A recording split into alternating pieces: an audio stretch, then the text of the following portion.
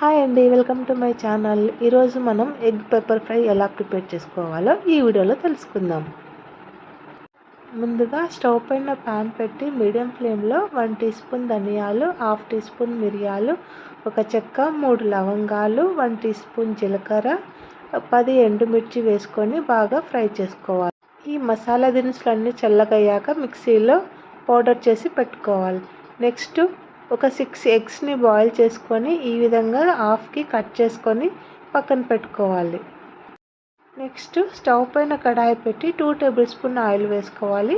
Oil వేడయ్యాక 1/2 tea spoon కారం, 1/2 tea spoon salt, 1/2 tea spoon పసుపు వేసుకొని బాగా మిక్స్ చేసుకోవాలి. నెక్స్ట్ ఇందులోకి ముందుగా కట్ చేసి పెట్టుకున్న బాయిల్డ్ ఎగ్స్ని ఈ విధంగా వేసుకొని బాగా ఫ్రై చేసుకోవాలి. ఇక్కడ నేను 6 ఎగ్స్ తీసుకున్నాను. వీటిని బోత్ సైడ్స్ మీడియం ఫ్లేమ్లో బాగా ఫ్రై చేసుకోవాలి. ఈ రెసిపీని ఎవరైనా ఈజీగా చేసుకోవచ్చు అండి. ఇది చపాతీలోకి, రైస్ లేకని దేనికైనా సూపర్ కాంబినేషన్గా ఉంటుంది. ఈ విధంగా ఆయిల్ పైకి తేలుతున్నప్పుడు ఎగ్స్ని సెకండ్ సైడ్కి తిప్పుకొని బాగా ఫ్రై చేసుకోవాలి.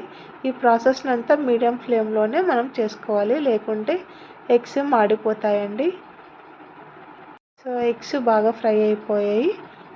నెక్స్ట్ స్టవ్ పైన కడాయి పెట్టేసుకొని 2 టేబుల్ స్పూన్ ఆయిల్ వేసుకోవాలి. ఆయిల్ వేడయ్యాక 3 మీడియం సైజ్ ఆనియన్ స్లైసెస్లా కట్ చేసుకొని వేసుకోవాలి.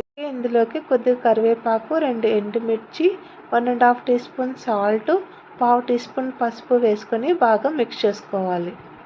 ఆనియన్స్ బాగా ఫ్రై అయినప్పుడు 1 టీ స్పూన్ అల్లం వెల్లుల్లి పేస్ట్ వేసి పచ్చివాసన పోయేంత వరకు ఫ్రై చేసుకోవాలి. నెక్స్ట్ ఇందులోకి 1 టమోటా చిన్నగా కట్ చేసుకొని వేసుకోవాలి. టమోటా ఫ్రై అయ్యాక ముందుగా మిక్సీ పట్టుకున్న మసాలా పౌడర్ని యాడ్ చేసుకొని ఆయిల్ పైకి తేలేంత వరకు ఫ్రై చేసుకోవాలి.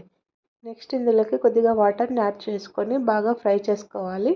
ఈ విధంగా ఫ్రై అయ్యాక ఇందులోకి ముందుగా ఫ్రై చేసి పెట్టుకున్న ఎగ్స్ని ఒకటొకటి యాడ్ చేసుకొని మీడియం ఫ్లేమ్లో ఫ్రై చేసుకోవాలి. ఈ విధంగా ఆయిల్ పైకి తేలుతున్నప్పుడు చివరిగా కొద్దిగా కొత్తిమీరతో గార్నిష్ చేసుకొని అంతా బాగా మిక్స్ చేసుకొని సర్వ్ చేసుకోవడమే. చూసారు కదా, ఎగ్ పెప్పర్ ఫ్రై ఎంత ఈజీగా ఎలా ప్రిపేర్ చేసుకోవాలో. ఈ రెసిపీ మీకు నచ్చితే మీ ఇంట్లో కూడా ట్రై చేసి మీకు ఎలా కుదిరిందో కమెంట్ చేయండి. అలాగే మరెన్నో ఇలాంటి రెసిపీస్ కోసం నా ఛానల్ని సబ్స్క్రైబ్ చేసుకోండి. Thank you for watching.